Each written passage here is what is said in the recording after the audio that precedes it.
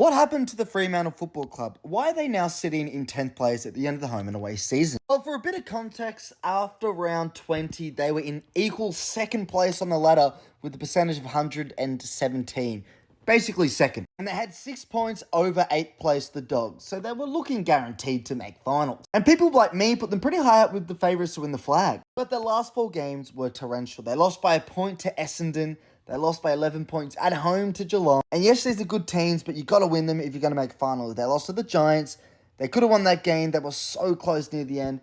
And at home, to win, they make finals, and they let it slip by 20 points. So what went wrong? I think for a start, mentality is obviously not there, but let's talk about stats. Now, these are stats for the last 5 matches of the home and away season, where Fremantle did struggle. As you can see, contested possessions, they were ahead for a lot of the season. They were dominating in the midfield. They dropped down to the AFL average for the last 5 games. Goals scored, they're below the AFL average. They're 16, average is 17. Shots for the last 5 rounds, the AFL average was 25, and they're below on 24. Expected scores, a really important statistic. How well should your team be doing attacking-wise? And they're below AFL average again. Only just, but you can see the teams are with the Adelaide, the West Coast, those types. Even with all this, the free kick differential for the last 5 rounds was positive for them, winning basically 2 extra free kicks a game, where the AFL average was 0. So if you're a Fremantle fan, you have every right to be excited for the future, but this season, you let it slip.